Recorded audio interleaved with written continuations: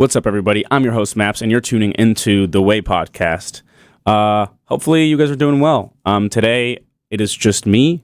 I feel like I've set this same intro every time. I am just by myself. But yeah, I was trying, like I said in the last episode, to schedule Imorja Robertson, who is the host of Black at ND, which is a show that has to do with kind of like the Black experience at Notre Dame. So I'm trying to have him come on. I tried to have him come on this week, but I think he's going to be coming on not next week, but the week after that. So that is still going to happen, which is going to be great. But as of right now, for today, I had my friend Jorge scheduled, but he's also an engineer. And much like Fran last time, they had a little bit of a scheduling issue. So I think I'm going to be having Jorge next week, and we're going to be talking a little bit about the NBA Finals, and that's exciting because there's obviously a lot to unpack there. But yeah, as of right now, for today, there's a lot of stuff that I can cover, and that I'm going to cover. For starters, kind of talking a little bit around the show and the future of the show. It's looking pretty good. I'm kind of excited. Obviously, clearly running into a few obstacles when it comes to scheduling guests, but we have a lot to talk about with a lot of guests coming on within the next few weeks. I'm working on not only getting Imorja, Jorge, but I'm also working. I just recently got the contact info from the College Democrats and College Republicans, and I want to kind of have a one-on-one interview with both those groups or a representative or the president. I don't know exactly who it will be or how it will be, but I am very excited for that. Where was I? Right, the future of the show. Well, essentially, I have those guests lined up. So far, again, sorry to repeat myself, but Jorge next week, the week after that, Imorja, and then hopefully College Democrats or College Republicans, not necessarily in that order. Obviously, a lot to talk about given the presidential debate. I might talk a little bit about it today as well because I watched it, I think it was last night, and it was very interesting to see and to consider everything that was said and also just the dynamic of it. It was rather messy and it was rather non-presidential, which is hilarious and tragic for a presidential debate. But hey, man, it is what it is, I guess. It's like right now we have these two options. I take a class on race and ethnicity in American politics, and we were just talking about today's class, which I literally just got out of like an hour ago. And we were literally just talking about how we got to this point and just how these two guys are kind of our, one of these dudes is going to be the most powerful man in the world. One of them already is, and that's kind of surprising in the first place to begin with. But it's just, I don't know. It's politics here in the U.S. and especially like over the past two elections have just become something that is very sad to see, really. I've been on the record saying that I'm obviously for the statehood of Puerto Rico, and I feel like it's stuff like this that makes me look like a lunatic to some people back home.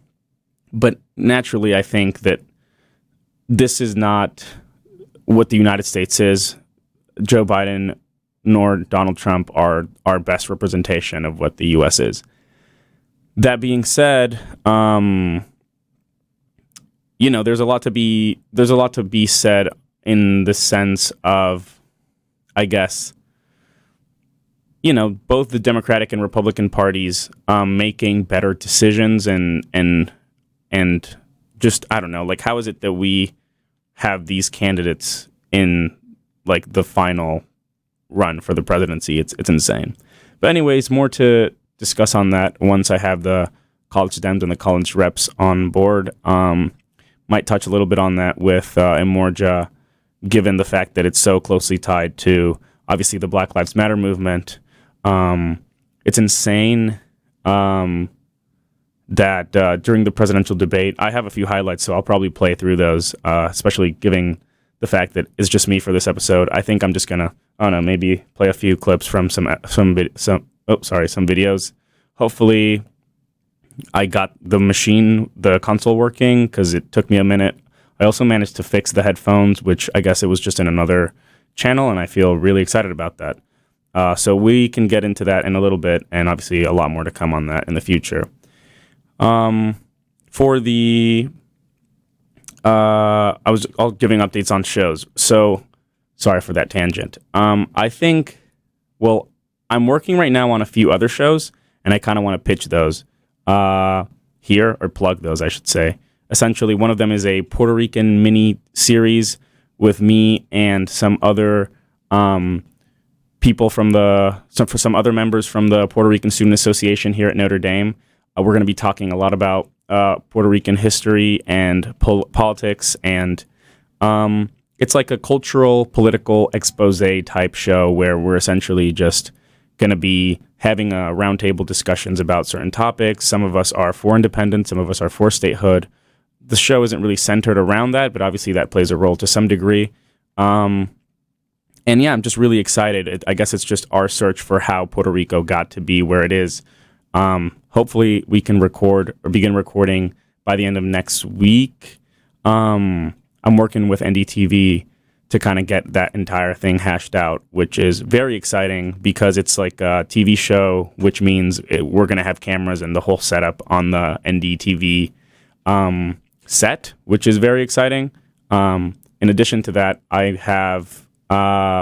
planning on potentially like bringing some cameras incorporating them into this show as well. Sorry if you guys hear like some doors opening and stuff. There's been people coming in and out of the studio, which is a little inconvenient. But I kind of want to I want to see if I'm able to set up some cameras in this space so that we can get video for the podcast too. I feel like, I don't know. I want to progress the podcast further, make it a bigger thing. I kind of obviously listen to a lot of the episodes that I put out, or all of the episodes that I put out last year for season 1, and I do think that there is a lot of room for improvement. But I mean, that's what it's all about, essentially, is kind of learning from your mistakes and maybe your not best content, and then building on that to get better content and put that out. So I'm definitely working on making this a better show, and that includes more show prep. Obviously, kind of having a consistent influx of guests. Obviously, today is not a good example of that, but you live and you live. Some people are busy, especially when it comes to having student guests and even professor guests. I want to work on getting a professor guest on again, because I've only had Dr. Eberhard, and that was a really cool episode, I think. But it can be hard for scheduling reasons, especially during this COVID era. It can be a little complex. I'm working on becoming a better interviewer as well. I think that I definitely have to be a little bit more active in terms of asking questions, what questions to ask, and how to ask them to kind of progress conversation. Sometimes I can just blank out, and having a document that kind of has certain bullet points on that, which is something I tried to do very, very much at the beginning of when I started doing podcasting, but then, I don't know, it felt a little too scripted, and now I'm trying to find that Goldilocks zone between having something that I can follow, but not depend on, and so that the podcast and the show can kind of like just, I don't know, progress naturally, because I do feel like the rabbit holes are the most fun part of the show. What else? Other than that, Puerto Rican mini-series, stay tuned for that. I'll definitely be promoting it. I'm currently the MC/host, I guess, of Acoustic Cafe. Tonight, today's Thursday, so tonight, it's Thursdays at 9. Normally at Library Lawn, which is a cool space that they've set up for those of you who aren't at the university. It's right next to the library. They have like fire pits and like wooden seating. I'm sure everyone's heard of it by now. But yeah, at Library Lawn, if it's not raining, if it's raining at North Tent, and if there's less, for example, last week there was another event taking place at Library Lawn, and we did it at South Lawn, which was also very fun, very successful. I don't know, it's a cool crowd. and people come out. There's a lot of like really talented performers, a lot of big names sometimes playing on there. We've had our student body president come on a few times, and she's very talented singer. But we've also had a lot of other guests. There's this one guy who's a fifth-year senior, and he's been doing Acoustic Cafe for the past like 5 years. So he was doing it when they were still in the La Fun basement, which is insane. That was like the very, very early moments and days of Acoustic Cafe, and it was crazy because he plays like this green kazoo, and it was super funny. And I don't know, there's just a lot of stuff going on at Acoustic Cafe, so definitely pull up in support of fellow performers. All these things, these developments, these shows that I'm working on, I decided that I'm going to start an Instagram page for this podcast, and probably upload updates on all those shows and everything that I am doing in terms of production and shows, and I don't know, just me being involved in media and music, because there's a lot of it, a lot more than just this show now. So it's exciting. I'm looking forward to doing more stuff. I love making things, and I love participating and producing in media type settings and events. So I'm definitely going to keep doing that, and that's super exciting. So definitely stay tuned for that. I haven't made the Instagram page yet for the dumbest of reasons, which is that I don't know if I want to make an Instagram page for the show and then post everything on that, or just make like a production Instagram page. And if I do make a production Instagram page, I don't know what to call it, but I think I'm just going to make one for the show and then put everything on there for now. It just simplifies everything, but I don't know. I've definitely probably been thinking about it way too much, and I should just make the Way podcast just Instagram page. I guess the reason I've been hesitating to do that is because there is like a lot of like The Way is a pretty generic name, I guess. I mean, it's unique to me and my experience here. Like I say my experience, but just, I don't know, like Maps and The Way with Maps. And I feel like I've told this story before about how the podcast got its name. But essentially, yeah, I don't know.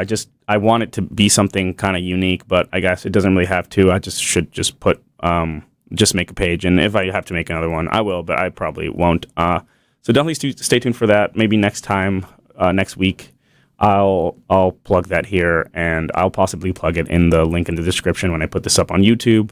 I've already edited last week's episode with Francesca, which I think was really cool. It wasn't very debatey. It was more so just conversational.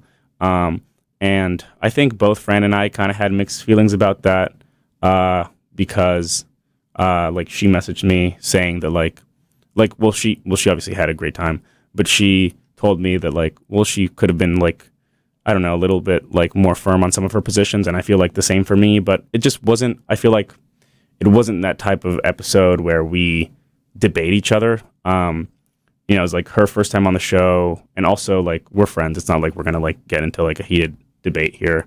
We just, I don't know. I thought it was very respectful and thought it was very cool. So while I do say that like we had mixed feelings about it, I do feel like we both kind of went away from the experience having a really good time. And I don't know. I got to know more about her perspective, and she got to know more about mine. And I think that we both agree that, you know, the issues we discussed were very complex. For those of you that listened to the show on the WVFI stream and it got cut off at the end, that's because as opposed to the normal hour-long episode, that one was like an hour and 5 minutes long, or 4 minutes, something like that. And Fran was like right in the middle of saying something, and I don't know. I'm going to be a little bit more flexible with time and not just stick it to an hour. So if by any chance this episode or any other future episodes cut off a little bit earlier, just know that they're fully uploaded on YouTube, and I will be posting that probably sometime this week. I could do it today, but I just haven't posted it yet. It's edited, the episode. I haven't posted it yet because I want to promote the first episode on the Instagram page, and I haven't made the Instagram page yet for the reasons that I just said. But yeah, that's a little show update. So cool stuff coming soon. Very excited. Yeah. I'm also, I guess this isn't really show related, but it is production and WVFI related. I'm working with WVFI and ND Student Media to put on a music festival on October 30th. Now, this is pending. It is not confirmed yet, but I will definitely let you guys know if and when it gets confirmed, and if so, like when it'll be. And yeah, it'll be super cool. The idea is just like we wanted to have like a WVFI Radio Fest, but then I thought about, I don't know, we should expand it to other clubs because there's a lot of clubs that just haven't really been given the opportunity, or they've been struggling this semester and kind of hosting events and raising funds and stuff like that. So yeah, I thought it's just be a cool opportunity for everybody to get involved. So I'm trying to expand it and make the infrastructure of the festival kind of bigger and better so that more clubs can come on board. And if we can hopefully turn it into a fundraising activity as well, then more funds to be raised are, that was not grammatically correct, but there'll be more funds to be raised because it'll be more people involved and more groups involved. Sorry about that. But yeah, that's it. I've been rambling for almost 16 minutes now about show updates and stuff. So let's get to talk about, I guess I got a few bullet points down today that I can touch on. Very, very improvised, but you know what? It's all good because that's what we love to see. I have a little bit, since we started off kind of with the presidential debate, and I know that, again, that I mentioned that we're going to be talking about some of those moments later on in other episodes, but I do just want to cover a little bit of the highlights. I have like this 7-ish minute long highlight video from YouTube. I didn't make it, obviously, but I just want to play it, not in its entirety. I'll obviously comment over it. And just, I guess, touch on some of the bigger points or some of the highlights according to this video. So yeah, let me see if I can set this up in a way that is conducive and you guys can listen to it. So here we go. Let me see. We welcome the Republican nominee, President Trump, and the Democratic nominee, Vice President Biden. So this is, yeah, so I'll be talking over it and pausing every few moments just to kind of, I don't know, just commentate and kind of talk a little bit about, I'm like rescheduling my setup so I can look at the video. So okay, let's get into it. Skip this part a little bit forward. How you doing, man? I'm here standing facing you all. Okay, here we go. I beat Bernie Sanders. Not by much. I beat him a whole hell of a lot. I'm here standing facing you all, buddy. Pocahontas would have left 2 days early. You would have lost every primary. All he knows how to do is Super Tuesday. You got very lucky. Here's the deal. I got very lucky. I'm going to get very lucky tonight as well. And tonight I'm going to make sure, because here's the deal. Here's the deal. The fact is that everything he's saying so far is simply a lie. I'm not here to call out his lies. Everybody knows he's a liar. But you I just want to make sure. I want to make sure. Okay. Sorry, I should probably let that run a little bit too long. First of all, I just got to say, man, this debate was kind of a mess. It was everywhere. Just both candidates talking over each other. Of course, President Trump doing most of the talking over Vice President Joe Biden.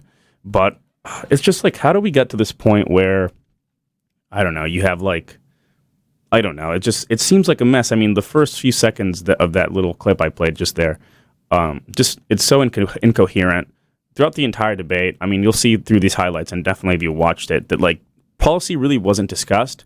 I think we have to somehow get back to a point in which presidential debates are just, and political debates in general, like, I don't know, I think like there's a lot of attacking each other. There's a lot of, and I mean, Donald Trump is particularly efficient, and I guess like that's his whole thing, is just attacking the other opponent instead of like really giving policy, largely because he probably doesn't know what he's talking about. But I mean, yeah, it's just insane. I also want to say that like, I mean, it's no surprise that I'm not a fan of Donald Trump. I think that I think that he's not a good president. Well, let me just put it this way. I think he's a bad president. B, I think that he is incredibly insensitive. I think that he is just, I don't know, he doesn't know what he's talking about. And frankly speaking, I don't know. I really don't know how he got to be president. But I guess my point is, I don't know who won this debate, and I want to say Joe Biden, but only because he kind of tried to actually have a debate, whereas Donald Trump just really was trying to interrupt and just, I don't know, make a large commotion. So yeah. But at the same time, I don't want to say like, oh, like Biden won the debate, because then I don't know, like nobody won the debate. Realistically, it was just a mess, and I think somebody said this on the news. It was just like the American people lost the debate because they just didn't get anything from it. Like there was no takeaway. There was nothing that the debate offered to the people. Nothing that could swing an opinion. Nothing that could change anything. But yeah, I don't know. The entire debate is essentially just Donald Trump, I don't know, acting like a clown in the words of Joe Biden and just frickin' interrupting all the time. So, okay, let's continue. Graduated last in your class, not first in your class. I want to make Mr. sure. President, can you let him finish, sir? No, he doesn't know how to do that. He has, You'd be surprised. you pick You'd be surprised. the Go ahead, wrong Joe. guy, the wrong night at the wrong time. Listen, you agreed with Here's the Bernie deal. Sanders to the The manifesto. whole idea. Let him. disavowing it. There, Yeah, just continuous interruption. Let me see if I can skip forward a little bit because this is kind of the same. is no manifesto, number Please one. let him speak, Mr. Number President. two. He just lost the left. Number two. Oh, okay. This lost the left thing. Dude, I mean, I don't understand what this whole... I feel like Donald Trump kind of stuck to three major points to try and disrupt the debate. It was this whole, like, you lost the left, and it was also the idea... it was also like what he was saying about the money, like, I don't know, one of Joe Biden's son, like, getting paid by this Moscow governor. I know nothing of it, so I won't speak of that. But I do have an opinion on the lost the left thing. I mean, Joe Biden's been like a moderate forever. So it's crazy to think that like Trump is trying to push this narrative that like Joe Biden is like catering to the radical left, and he's like not and he's under their wing and under their, I guess, like spell or whatever. Just like he has to cater to the left in order to win the election. Like, for example, at one point during the debate, I don't know if it's in these highlights, but Joe Biden said he's not for the Green New Deal. He's for like the Biden plan, which I think is kind of smart. That I don't know, like Joe Biden's not particularly like extremely progressive. He's definitely a moderate. So I just think it's crazy that Trump is trying to push this narrative about about Joe Biden kind of just like being a part of the radical left or being indoctrinated by them, or I don't know, like being consumed by them. But yeah, let's continue. You just lost the left. Okay, skip a little forward. With Bernie, they call it The question is, the new question Supreme Court is, justice, the radical question- left. Will you Who shut is up, on, man? Listen, who is on your list, Joe? This Who's is on your so list? Gentlemen, I think This we've is ended so this. He's going to pack the court. It's definitely unpresidential. I have no clue what is going on. No. There was a few good moments from Joe Biden, just like kind of like taking some jabs at Trump, which is good. I like that finally happened on like a debate stage, or I guess I shouldn't say on a debate stage, but like it was a very particular moment because it was direct. There's only the two of them are there, and everyone's watching it. I guess that's what I mean. It's just like a very centric thing because everyone knows that Donald Trump says some wacky stuff, and he's clearly like not the ideal president and not the ideal representative of the United States. Quite the opposite, actually. But I think that, like, I don't know. I liked when excuse me. I liked it. I like when Joe Biden said that like he's unpresidential. He's the worst president that the United States has ever had.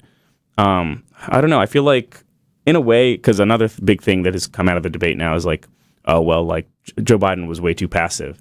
But it's hard to be aggressive next to Donald Trump, and like I feel like Joe Biden has a thin line to walk, which is the fact that like he wants to maintain and kind of reestablish this presidential persona, and respectful, like, you know, what the presidency should be, which is like a respectful, important, just like reasonable and rational person, which is definitely not what Donald Trump is. He's like very, I don't know, crazy kind of, in the sense that like he says whatever and doesn't really care about facts or anything.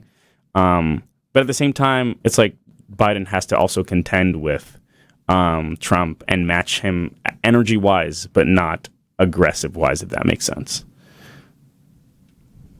Give a list. We have ended this segment. We're going to move on.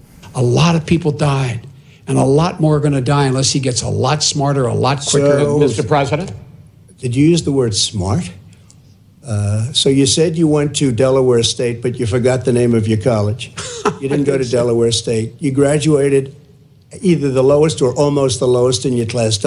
So I think Joe Biden here is talking about the COVID crisis and coronavirus, and Trump has obviously done an awful job at handling like corona. But see here, Trump is just like clearly like just diverting the attention and attacking him directly.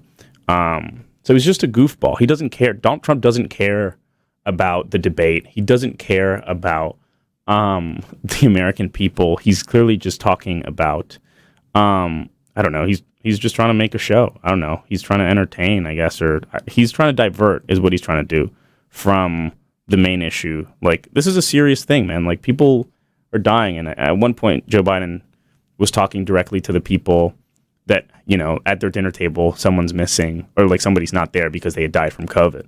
And it's just like, I don't know. Why are we clowning, and why are we like, what is this like so disrespectful, informal, just like, I don't know, man. How is this a presidential debate? Never use the word smart with me. Don't ever use that word. Okay, let me skip a little forward. You know what? There's nothing smart about you, Joe. If you would have had the charge of what I was put through, I had to close the greatest economy in the history of our country. And by the way, now it's being built again. See, We're going to get to the economy in the next segment, sir. Okay. Oh, Mr. President, I'm asking you a question. Will you tell us how much you paid in federal income taxes in 2016 and 2017? Millions. Okay, well, you already heard millions. But, dude, this whole, like, Trump paid $750 in taxes thing is insane. Like, I don't know. It's crazy how is it that, like, these mega corporations like Amazon and, I don't know, just, like, super large corporations and, like, rich people, billionaires, you know, like Trump himself, how is it that they don't pay? How is it that Trump only paid $750 in taxes, bro? Like, there's so much need for like that money, especially now during COVID crisis. Even with like, this is something that I'll probably bring up with Amorja as well. But like, you know, like minority communities also need these funds. The whole idea behind the defund the police movement is to kind of get these funds. It's like if we tax these like rich corporations, you can get that money and they're still making bank. Like, how is it that like, you know, like Trump paid less in taxes than like a school teacher or I don't know, just like anyone at that rate? I mean, $750, that's like absurd for such a rich person. And I feel like oftentimes it's like, I don't know, like when people say like, or like when people on the left like call to like tax the rich, I feel like this is a big part of what they mean, because obviously there's a lot of rich people.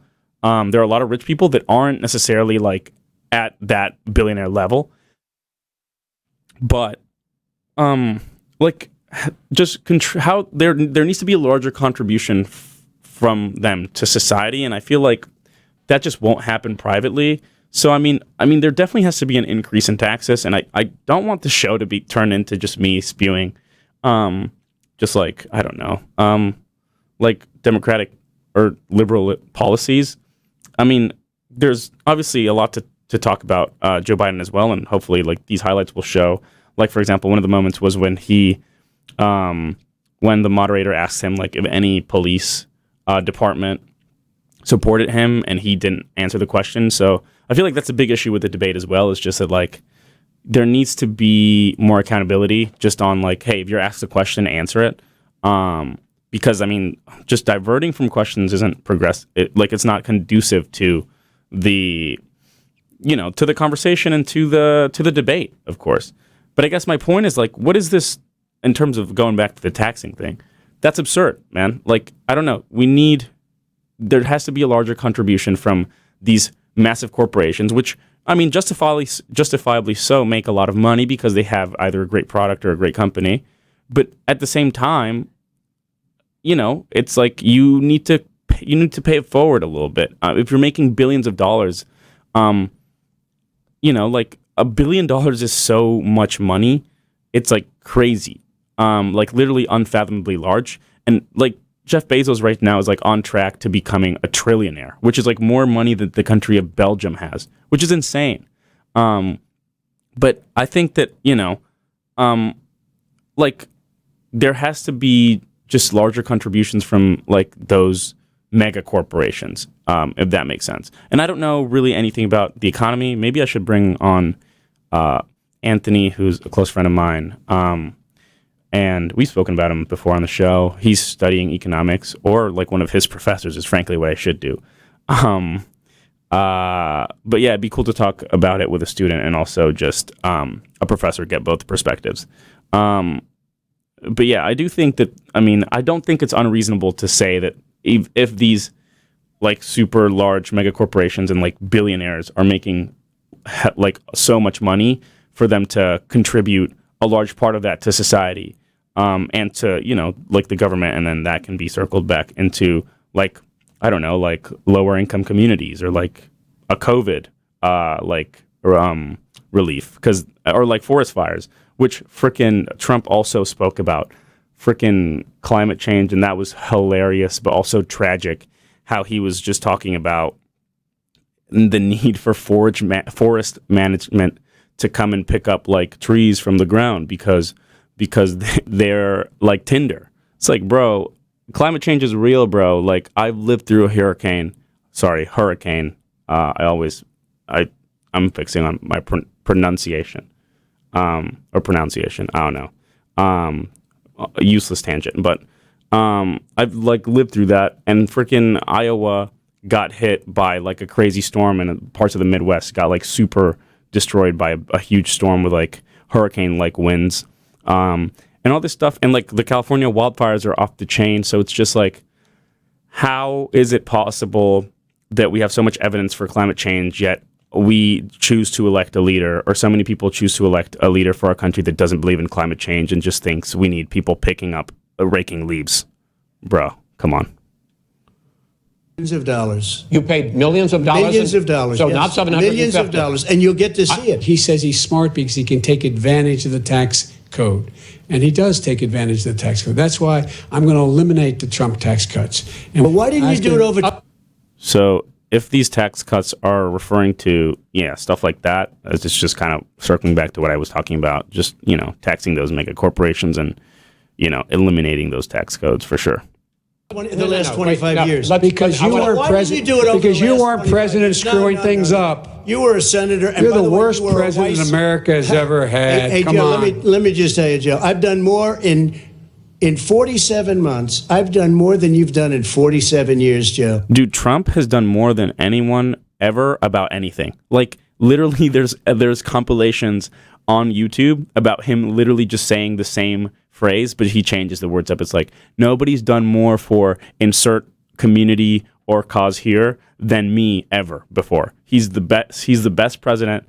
He's done, everything for everyone. He's essentially built the United States. Like, to him, he's like perfect. Bro, shut up, man. Like, I don't know. It's just, come on, dude. Like, how do we get to this point? Will you urge your supporters to stay calm during Okay, this was scary. Listen to this. this extended period, not to engage in any civil unrest? And will you pledge tonight that you will not declare victory until the election has been independently certified? Okay, super reasonable question straight off the bat, right? Super reasonable question.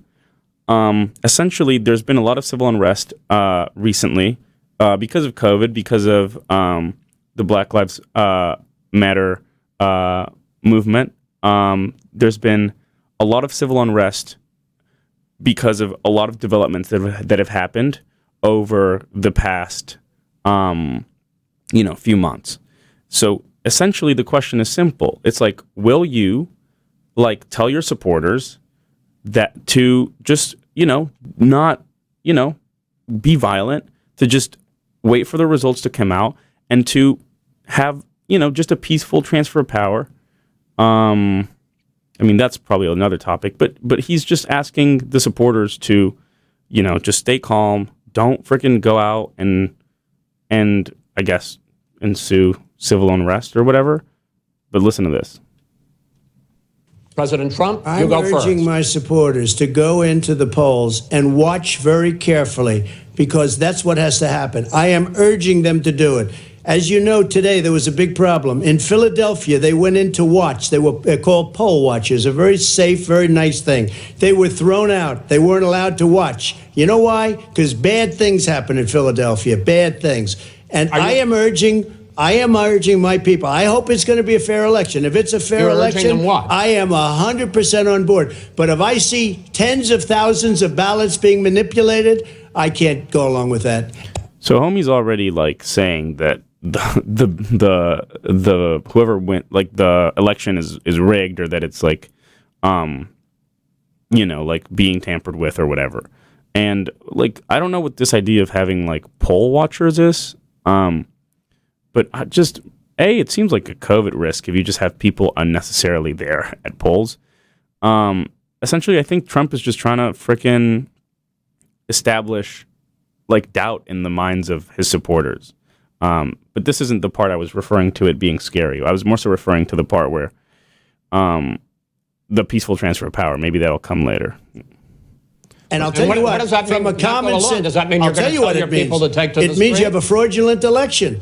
You're sending out 80 million ballots.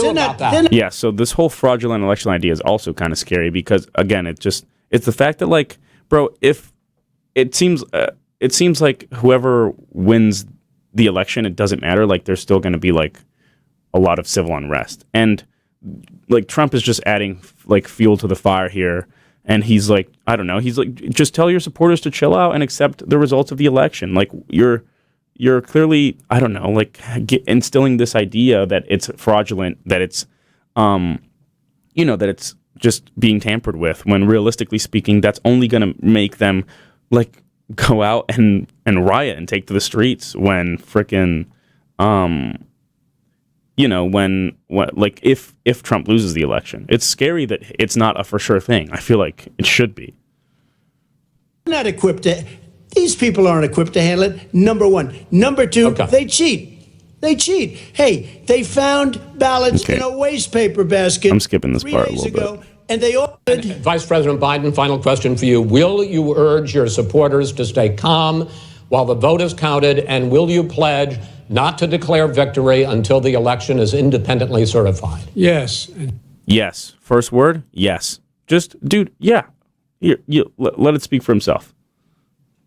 Here's the deal. We count the ballots, as you pointed out. Some of these ballots in some states can't even be opened until Election Day. And if there's thousands of ballots, it's going to take time to do it. And by the way, our military, they've been voting by ballots since the end of the Civil War, in effect. And that's what's going to happen. Why is it for them somehow not fraudulent? It's the same process. It's honest. No one has established at all that there is fraud related to mail-in ballots. Are you willing? So before we go to the next question, yeah, it's just straightforward, man. I don't know. And I think that, like, what really surprises me is that, like, I don't know what the rules are on this, but it's that, like, no other Republican candidate ran for the presidency, because I do feel like, I mean, I get it. They're all supporting, like, their candidate, but I don't think, man, Donald Trump is not representative of the Republican Party or Republicans. Like, I have conservative friends that are totally reasonable people that don't, like, well, there's this whole movement, Republicans against Trump. It's like, Trump isn't what a Republican is. He's crazy, and I feel like a lot of times there's this association, which, I mean, naturally, he's the candidate for the Republican Party, and a lot of Republicans support him because of that, but he's not, it's not right, I think, to equate Republicanism or a Republican to Donald Trump. Like, there are reasonable Republicans. There are good people that are Republicans. There are good people that are conservative. It's like, that's why I think it's crazy that he's I mean, I guess the same goes for Joe Biden. It's like Joe Biden isn't representative for what the Democratic Party is, which I guess is ultimately my larger point, is like, both these people, both Biden and Trump, aren't representative of what the United States is. So it's crazy that we're at this point. But yeah, let's continue. Tonight, to condemn white supremacists. Okay, bro, this was the largest takeaway from the entire debate. Okay, let me just play the video. And militia groups, and to say that they need to stand down and not. Let me replay the question a little bit because I spoke in between it. Are you willing tonight to condemn white supremacists and militia groups and to say that they need to stand down and not add to the violence in a number of these cities, as we saw in Kenosha and as we've seen in Portland? Sure, Are you I'm willing prepared to do specifically that, do it? Well, I go would ahead, say, sir. I would say almost everything I see is from the left wing. Bro, okay, first off, why is it, dude, condemning white supremacy? It's not hard. It's like the easiest thing in the world, dude. It's like being against evil. It's like condemning evil. What? This is insane. But let me just continue. Listen to his response. Not from the right wing. So what are you saying? I'm willing to do anything. I want to see Well, peace. then do it, sir. Say it. Do it. Say it. Do you want to call him? What do you want to call him? What? What do you want to call him, dude? Dude, condemn white supremacy. It was in the question. Why is he acting like, what is this, dude? Give me a name. Give me a White name. Go ahead. supremacists Who and would white you like me to condemn? White supremacists and right Proud militia. Boys, stand back and stand by. But I'll tell you what. Somebody's got to do something about Antifa. Bro. This, I mean, come on, man. Like, how are you going to divert attention? How are you going to throw it on the left and on Antifa? How are you going to bring all this stuff up? Just condemn white supremacy, dude. I mean, obviously, there's a lot to say about extremist groups on the left that do violence as well. But, and obviously, violence is not right. Like, I'm not for violence, of course, and I don't think that violence is a good thing, of course, on either side. But it's just like such a weird diversion from like such an easy question to answer that it's just any sort of opportunity that Trump had to demonstrate that he's not racist is out the window. It's so clear. It's bright as day. I mean, look at that. Listen to that. He struggled and failed to condemn white supremacy, especially at a moment like this right now in the present day when we're having, so like it's such a relevant issue right now with Black Lives Matter and everything going on, like people trying to achieve equality and equity in the country. It's like, how is this guy a potential option for the leader of our country? And the left, because this is not a right-wing problem. This is a left-wing. FBI director This is a left-wing problem. White supremacist. Antifa's an idea, not an organization. Oh, you gotta be not kidding. malicious. That's what his an idea. FBI director Gentlemen, said. well, thank you and good night. Okay, well, that's a part. There we go. That was like a brief 6 minute type video. There's a lot more to unpack there. I think that, like, I don't know, like one of the questions also was like how Donald Trump was asked like why he's trying to eliminate racial, what was it? It's like race sensitivity training or racial sensitivity training, which is obviously like super important, especially with everything going on. And Trump said that racial sensitivity training is racist, and it was teaching like people that to hate our country, and that just one of the kids in my race and ethnicity and American politics class brought up this point where it's like that really shows that Donald Trump sees America as white, and that's why he sees it as a racist thing and a bad thing for for race sensitivity training to take place. Which I thought was an interesting point that he brought up. But yeah, dude, I mean, I think the proof is in the pudding. It's just crazy it's crazy that the president of the United States is the person saying some of this stuff. I mean, oftentimes we forget. I feel like over the past few years, we've become so desensitized to what Trump says that, like, I don't know, man. The part that I was talking about that was scary too was when he started talking about, like, well, there's been a lot of talks, and Trump has said this for a few over a few interviews, and including this debate, about like the peaceful transfer of power. Here, let me see if I can find that. But yeah, it's scary. The idea that a president won't leave, that's like it's like a coup. It's a dictator move. Which is insane, because you would think that like the conservatives and Republicans would be the most scared about stuff like that. I feel like it's the same idea that Trump is perpetuating in terms of like, oh, like be afraid of the left, and kind of painting this like radical left ideology, and Joe Biden is being controlled by the radical left, and they're going to take over the country. And it's like, bro, that's what you're doing. You're saying that there won't be a transfer of power. Let me see if I can search this right here. But yeah, it's just crazy how here it is. Oh no, I don't want to play an ad. Hold up. Let me just let me take the computer off the console so that you guys don't have to listen to this ad. Also, if anyone wants to, dude, I'd love to do ads. If anyone wants to sponsor the show, come through. Okay, here it is. Let me reconnect this.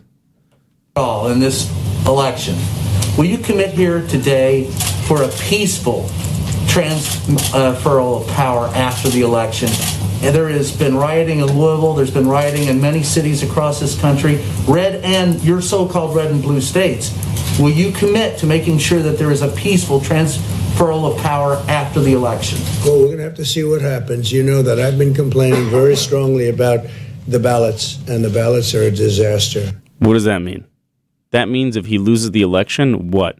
He's going to stay in office? He's going to try and, like, I mean, I get it that it's like, I don't know. It's like, obviously, like, that's not going to happen. The American system obviously will prevent that, like, you know, of course. But it's just like, that's what he's insinuating, in the fact that the president of the United States, you know, it's like so anti-democratic and actually considering or insinuating that he's going to stay in office because he believes that the elections are fraudulent. It's like, bro.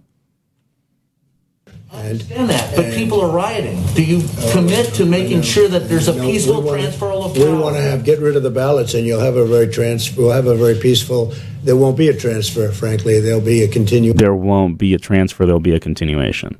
The ballots are out of control. You know it.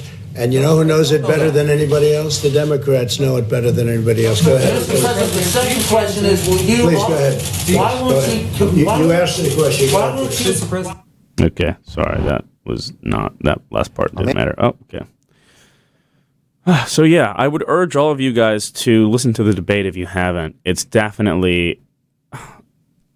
It's crazy, because I went back to my room, and Jorge, my roommate, who's coming on to the show next week, I told him that if this wasn't the future of our country, like, it would be hilarious, because it really is like a comedy, like a Saturday Night Live type skit, like, just happening, but this is real. It's like real. We're at the point where, like, you can't parody this because it's already absurd. The debate is like funnier than any comedy sketch you could make about the debate, which is tragic and very terrifying, because one of these men will be the leader of the free world and the most powerful man on the planet.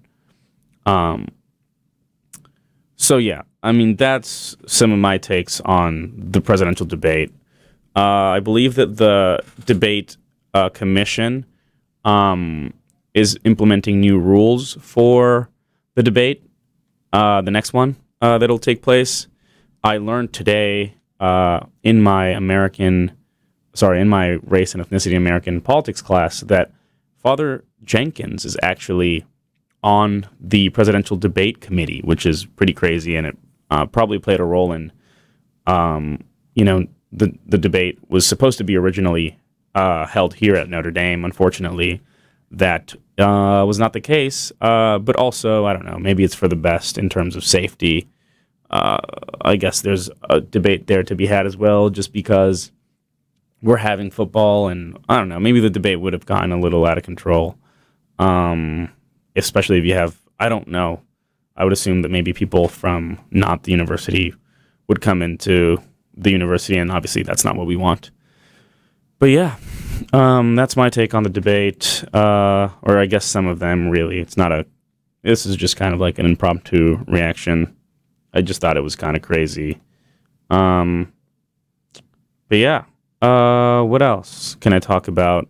We have like 10 minutes left, so I guess I can kind of close out talking a little bit to set up our next episode, which will be on the NBA playoffs and how LeBron is probably on his way to such a shift from the presidency to NBA. But hey, there you go. It's a variety show, The Way Podcast. Welcome.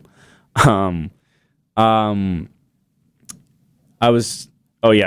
is most likely on his way to earn his 4th championship ring. Exciting stuff, especially considering like how much they blew out the Miami Heat yesterday, which was pretty brutal. I can't remember the score, but I think they won by 18 points. The Lakers did. Anthony Davis had a super good showing. So yeah, I do think that the Lakers are going to take it. It's kind of funny because Jorge is a fan of the Miami Heat. He's obviously from Florida, and essentially he's conflicted because he's in between. He wants Miami to win, but also he wants LeBron to get that 4th ring. So I guess in a way he's happy either way. But yeah, I don't really want to touch too much on some details, which I don't know why I brought up this topic. But you know what? Screw it. Let's get into it. So, freaking Miami's been playing exceptionally. They've been doing really good. Tyler Hero, rookie, super killing it. Jimmy Butler, great competitor. He's definitely instrumental and crucial in the development of the Miami Heat culture, which is something I want to talk with Jorge about next week, and how they have like this grit, and I don't know, they're like strong, and I guess like underdog mentality, just like they're going at it, man. They're going at it. But they were not playing well on like yesterday's game. Missing so many shots. Tyler Hero was missing shots. Bam Adebayo and also Dragic got injured, which is tragic. Both of them had to leave the game early with injuries, hopefully minor injuries and nothing too big. But yeah, I think it's just lack of experience. Of course, a lot of these players are very young, whereas opposed to the Lakers have much more developed and veteran players. I mean, you're talking about Rajon Rondo, LeBron James, Dwight Howard on the Lakers. So I don't know if I'm missing any of the older players there, but definitely they're killing it, and they've been there before, and they know what's up. They know how to get the job done. So I do think that it's just like a no contest at this point, but it is interesting to consider. I mean, I don't want to rule the Miami Heat out because I feel like that's what a lot of people did from the beginning. And look at them. They're like a 5th seed in the finals, which is insane. I think it's the first time Miami's gotten to the finals since LeBron left Miami, which is kind of funny, but also kind of crazy. But yeah, I don't know. I just think that look. My prediction is the Lakers probably win. The Lakers will probably win in 5 games. I do think that Miami has to at some point take a game because they were playing really bad last game, and they were at the beginning they were ahead, then they lost their lead, and then they lost. And towards the end the Lakers kind of took their foot off the gas, and because the Lakers were up by like 32 or something like that at one point. So I mean, yeah, I do think the Lakers are going to win, but I wouldn't be surprised if the Heat. I gotta tip my hat to them, out of respect, and say that they'll probably take at least a game. But if not, then I guess I'll have to wait and see till the next game. I just don't expect the Heat to play as bad as they did this past game. But yeah, on one side, the Lakers have been dominating the West, but also we've had like some pretty big names come up.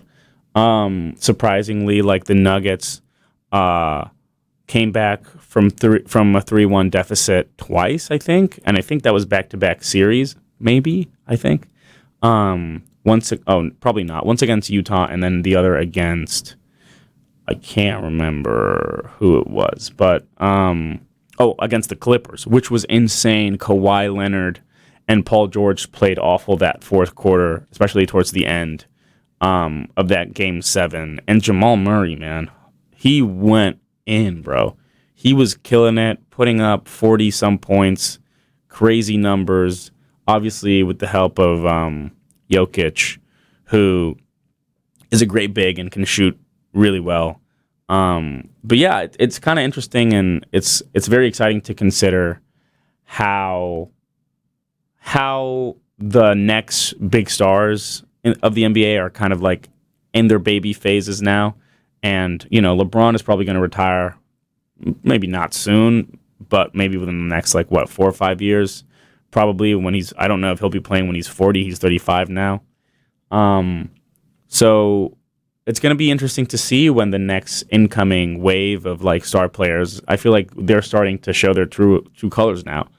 Right? We have, again, Jamal Murray, Donovan Mitchell in the Utah Jazz. We have Tyler Hero in the Miami Heat. Obviously, Jason Tatum, which we've known is a big name player. He's in the Celtics. So it's interesting and cool to see these future NBA stars come up, and they're definitely kind of distributed across both conferences, which is great to not just have a super OP conference. But yeah, it's also exciting to consider what'll happen once some of the teams that haven't been at their best due to injuries come back, and particularly I'm referring to the Golden State Warriors and Kevin Durant coming back in Brooklyn. I feel like I've said "and" a lot. Sorry if this segment has a lot of "us" in it. There's another one, but yeah, I'm excited for the future of the league and to see what's coming. Obviously, I'll talk a lot more about it with Jorge, and Jorge is kind of like a G and an expert when it comes to, maybe not an expert, but he's got a lot of more inside details when it comes to the league. Who knows? Nano might be there for it too, but we'll see. Yeah, I think that's all I have for today and today's show. Once again, I just want to remind you guys that I'm going to be making that Instagram page. I'll probably make it today or tomorrow. And I'll put up the first episode with Francesca, second episode with myself. I think this episode went a lot better. It was a lot more structured than my other, just me by myself episodes where I'm normally rambling. There was actually some semblance and logic to this one. Got a little political in there, but I mean, I'm open to all ideas. I just think Donald Trump is just a bad president, and frankly, dangerous and probably not conducive to the well-being of our country. So much for not getting political again there at the end. But yeah, I mean, this has been known. Speaking of kind of the election a little bit, definitely register to vote if you can. Go out there. A lot of states you're still able to register to vote, and get that absentee ballot if you need it. Or if you're going to vote out in person, then totally go do that. Yeah. I'll be updating you guys on the other shows I'm working on, including, again, that Puerto Rican mini-series, as well as Acoustic Cafe, come out and see the performers, but also I'll be out there emceeing. So that'll be really fun. Yeah, that's all I got for you guys today. Thank you for tuning in to The Way with Maps. I'm your host, Maps, and I'll catch you on the next episode. Peace out.